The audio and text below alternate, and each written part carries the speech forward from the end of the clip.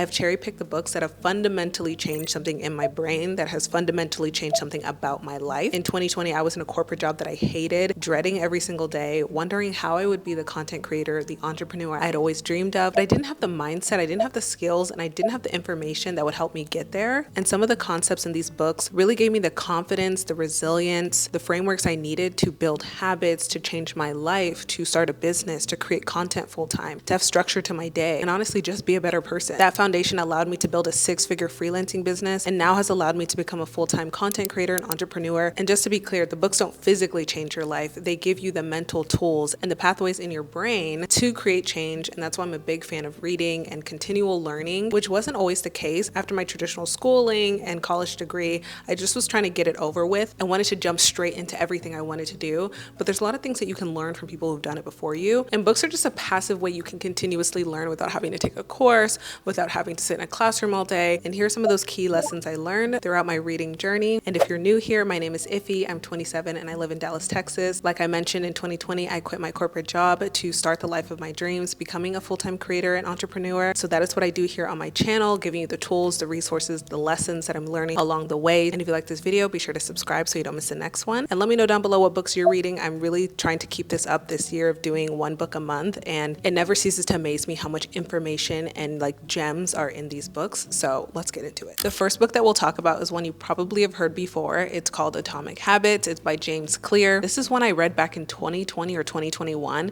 and I literally came back around to it because it's that good. To put it simply, if you want to build a habit, read this book. I know there's some older popular habit books out there, but I feel like this one's sort of like the modern take on it. The key things I took away from this book and what I feel you really need to learn is how habits are built and how you keep them. We're always at war with our human nature, and I feel like this is sort of like the cheat code into that and how you can make those systems work for you in your life instead of against you. You can have a habit that's positive, you can have a habit that's negative, but really there is no positive and negative. It's just what works and what doesn't work. That could be really good in terms of like, I have this habit, I read books every day, I'm learning, I am constantly going to class, I am working out, but that can also be in a negative way. Like I'm constantly ordering foods, I'm constantly watching Netflix. And the thing is, both can be strong habits and they're both habits at work. You just want them to work for you instead of against you. He really emphasizes this idea of getting 1% better every single day and showing you how that actually compounds over time instead of trying to do things all or nothing. Like there's so many of us who try to start working out, we try to start creating content, we try to start learning a new language or reading books even, which was something I was literally struggling with while I read this book for the first time. And him breaking it down into simple ways you can get started and how you can keep these habits really shifted things for me. One of the biggest takeaways I remember from this book, and this is literally what got me to start reading,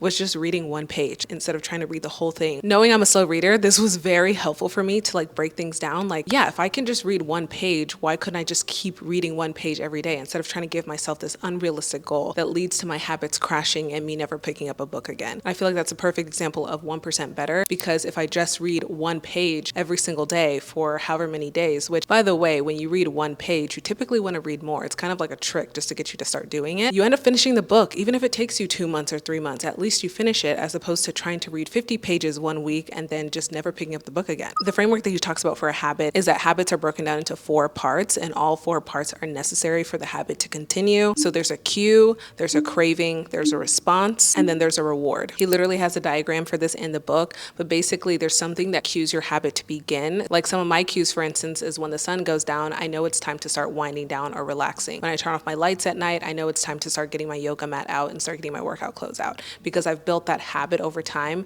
that there's certain things in my day that cue off the next one. Once you're presented with a cue, there's now this craving. This is the craving that usually you want to fulfill with a reward later, which is what you get from the habit that you do. From your craving, there is response. I feel like this is usually what you do. Again, this could be for a habit that works for you or against you, but he gives you tips on every part of the process so that you can actually change the cues. You can actually set up your environment differently so that your cues change, which also affects your cravings, which also affects how you respond to them, and then also affects the reward that you get. One big thing I took away from this was setting up your environment for success. I did not realize how important this was in terms of working for yourself. Working for yourself, you do not have the same cues anymore. You don't have that luxury of having coworkers, a boss, a manager, honestly, in a way, people telling you what to do. So this is really key for any solopreneurs, entrepreneurs, people who are just working untraditional jobs and you're working on your own or working from home. Setting up your environment for success literally will change your life like night and day. Things I started to incorporate into my life was constantly setting up every station of my house, every station of places that I interact with to set me up for success. So that is getting my gym clothes out the day before, or getting my outfit out the day before so that I actually dress up, or cleaning my office every single night so that the next day I want to sit down and get to work. This could be even digitally, like in my Notion, every single day is set up. Like on Sunday, I go through and set up my entire week, every single task from morning to evening. So there's no guesswork. There's no reason for me to not want to do it. Making these habits easy is going to motivate you to do them enough for you to see the reward. One reason I wasn't keeping up my habits is because I'm like, I don't get anything out of it. I don't get anything out of meditating or reading or working out or doing these things that are healthier for me. But it's because I wasn't doing them long enough to actually see the benefit of it. And the reason I couldn't do it long enough is because I wasn't making it easy for myself. So things like giving myself little rewards in between, or habit stacking, which is another concept he talks about, which is stacking your habits together. Now, if you're thinking, I don't have any habits, there's no way I'm going to create one habit, let alone a stack. You already have a habit loop. You already have habit stacking. It just may not be the habits you want or the ones you even realize are habits. When we pick up our phone, we automatically go to Instagram. We automatically go to our text messages. It might go really fast, but it's literally automatic. And it's important to know the definition of habit, because he talks about honestly how you are really setting up a system until it becomes a habit. Habits are things you do automatically. You don't need to be told or reminded. Your body, your subconscious literally just remembers the motions step by step. So in the beginning, you want to create these artificial systems so that you can set yourself up for success. And then when you do them long enough, they become habits. So that's why it's really important to make it easy for yourself, stack things so that they become just these natural things you do. So habits don't really stop. They just get replaced. So you just replace it with what you want it to be. So he really offers these practical ways to change your behavior. I kind of threw some in there with my own examples, but he really calls them the 4 laws of behavior change. So if you want to start a new habit, you want to make it obvious, you want to make it attractive, you want to make it easy, and you want to make it satisfying. These go directly with the cue, craving, response, reward. So when you have a cue, you want it to be so clear that it's like the craving is next. And to crave something, it needs to be attractive. And for you to do something, it needs to be easy. And then for you to define something as a reward, it needs to be satisfying. This is a game changer because you cannot get started on a new life or a step into the unknown without having your habits down as an entrepreneur, but just as a person. Highly recommend this book. If you've been around on this channel, you know I have been harping about this book for probably like 6 months. This book single-handedly changed my life. I did not realize how much of a fixed mindset that I had for my entire life and how many problems that was causing me. And before we continue, I just want to say, I genuinely thought I had a growth mindset. Like I was one of those people that like, I'm always solution oriented. I'm not dwelling on problems. And I genuinely feel that I'm not somebody who dwells and just continuously tries to say negative. That does not mean that you don't have a fixed mindset. So this book by Carol Dweck, a PhD psychologist and honestly genius, will really tell you or show you if you have a fixed mindset or not. She essentially defines 2 mindsets. So there's a growth mindset, which if you have this, you kind of see intelligence, skills as developable. Basically, you can get better, you can change, you can grow. Anything could be attained. There's really nothing off the table as long as you put in the hard work, which naturally creates a lot of resilience, learnings, and success, which is what we're all looking for. And then there's a fixed mindset. So this can be in any niche industry or subject or skill or whatever, because you can have a fixed mindset in one area and a growth mindset in the other area. But a fixed mindset tells you that skills, traits, behaviors are innate. There's nothing that you can do about it. You either have it or you don't. You're either born with it or you're not, which leads to a lot of failure, self-sabotage, avoidance, and just unnecessary pain and suffering. So one of the biggest things I had fixed mindset on was being a content creator. Yeah, surprisingly enough, I had this voice in my head, this belief that I just was not meant to be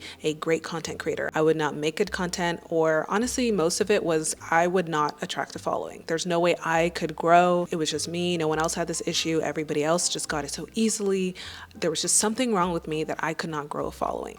And this belief held me back for so many years. I actually have a video on this, how I kind of restarted Instagram to be an influencer, and I really thought I could do it. But deep down, I always had this belief that it was never going to happen for me and that it always happened for everybody else. And I literally self-sabotaged myself to the point where I would have breakdowns over a post not doing well. I would compare myself beyond belief. And I eventually just gave up because I was thinking so much about this underlying belief that I was kind of scared of, but like wholeheartedly believed. I was never looking to improve. I was never looking to grow. I was always looking towards what other people were doing and how they were getting things and how I wasn't getting things, but never, what am I doing? What steps am I taking to actually be a better content creator? Am I actually providing any value to anyone? Am I putting in the work? Am I looking through my systems, analyzing them, improving them?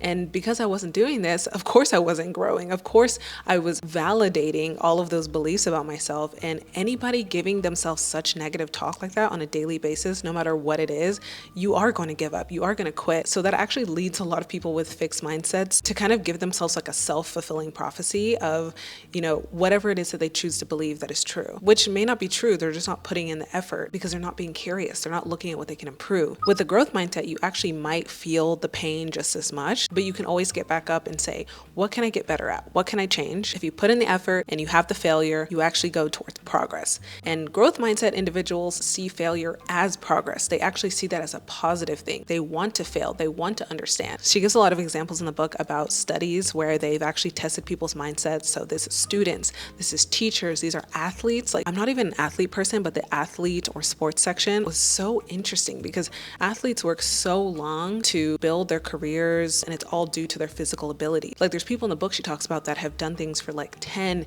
20 years with like hardly any results, but it's because they had a growth mindset that they actually succeeded or became known for who they are. And it was such a good reminder that these people, these successful people, they work really hard to get what they get. And working hard for a long period of time does not mean you're a failure. Like, that is something I just did not understand. Like, if I have to put in this much work and they didn't have to put in this much work, am I just bad at it? Like, that was something I genuinely thought, and that is not the case. A lot of people you see that are successful overnight, you just don't see the effort that they put in every single day. So it really changed my relationship to effort and this career that I want to go towards, and the careers that I know a lot of people want to go towards. The harsh reality is it takes a lot of work. The beginning is very different from the end, and that really just helped me solidify and feel confident that, like, okay, I can do this. I can put in effort. I can try. I'm not afraid to fail, and I'm not afraid to fail in front of other people because I know essentially this is what's required for the thing that I want, and if I want it bad enough, I'll keep putting in the reps. I don't know about you guys, but it's getting to that time of day where I need a little drinky drink as a pick-me-up. Let's get a little coffee and let's talk about our next book.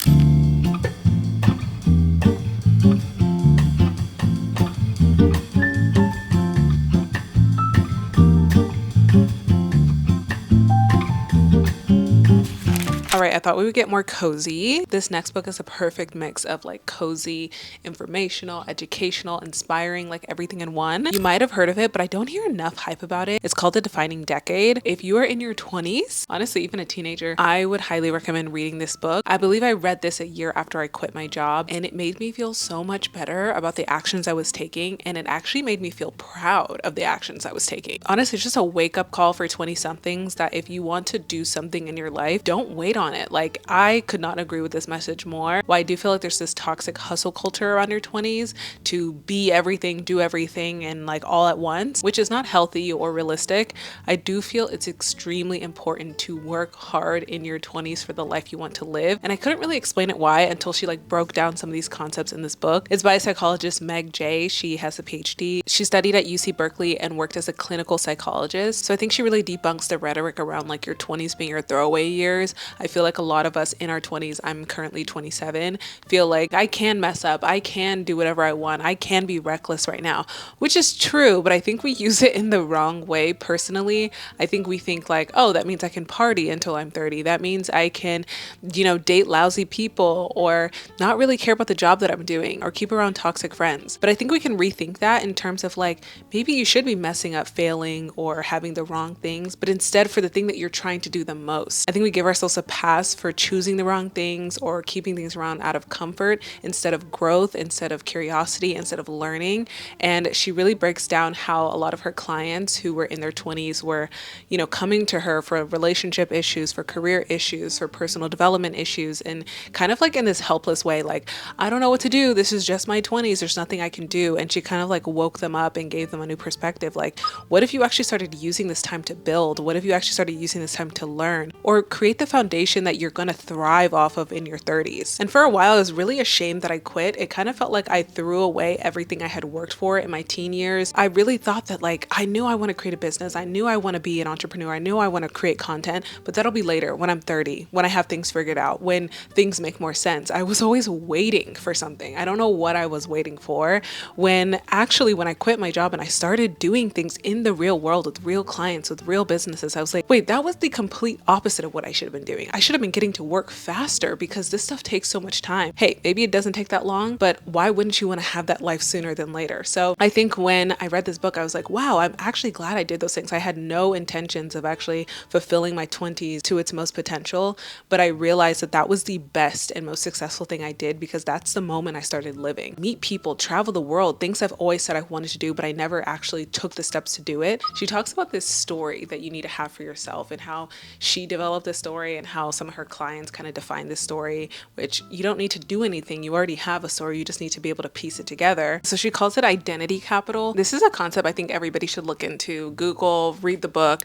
I feel like this is so important, especially in your 20s, to understand that you have identity capital, not just the things on your resume, but your story, like your brand, like who you are. A lot of us think we have nothing to offer or that we're too young to start something. We're too young to pursue our dreams or go after something that's important to us, but we don't realize that we're just not selling ourselves very well and we're not using our identity capital to our advantage. Why I'm so glad I quit my job and did all this is because my entire brain on YouTube through my content is built on helping people go towards their dream life. Personally, in my life, how I've done that is through quitting my job and going after the things that I really wanted to do: social media, marketing, business. If I didn't quit my job, I wouldn't have that identity capital to sell or to use or to relate to other people or build communities off of. And a lot of us are sitting on our identity capital. We're sitting on the fact that we hate something or that we love something or that we're super passionate about something. She kind of guides you on how you can use this in job interview, how you can use this to change your mindset on the things that you're doing right now. And here's the thing, to get that identity capital, you have to do things, you have to try things, you have to fail, you have to look stupid, you have to do things that are unconventional. And another part of your youth, which I think we throw away, she brings up as a really important piece in your life, which is your weak ties, your acquaintances, your friends, the people around you are actually the biggest source of opportunity. And I think that's something we forget. In that same way of thinking, I don't know anyone, I don't have the connection, I don't have the network. It's just like one of those excuses you use in your 20s to not try or to not go after things and blame why other people get things in their life. And she actually talks about how you can use those relationships to progress in your career, which is something I talk about a lot with freelancing as well. My first client was my lash lady. The accounts I practice on for social media were from my church. Like, they let me post a few things on their social media, and that's what I use on my portfolio to get my first freelance client. So a lot of these relationships we kind of take for granted, but you never know how big your impact could be with just the people around you and how much you can impact those people as well. She kind of hits on marriage, cohabitation, like living together before marriage, all of those like hot, juicy topics in a way that I think is more objective. Like, it doesn't exactly tell you what to do, but things that you should look for in a partner and things that you should want for yourself. She has these questions in here that are so gold. It's like questions you should ask your future partner or potential partner. If you're in it for marriage or a long-term relationship, you need to know the answers to these questions. How would we like living together? How would we want our kids to be raised? Like, how should we do our finances? How do you do your finances? We can be doing a lot more in our 20s, not in a toxic hustle culture way, but we can be doing it in a way that it's so intoxicating to learn and get out there and do things that are important to us that we don't want to stop. And I feel like that is a different type of hustle. And that is a hustle I promote.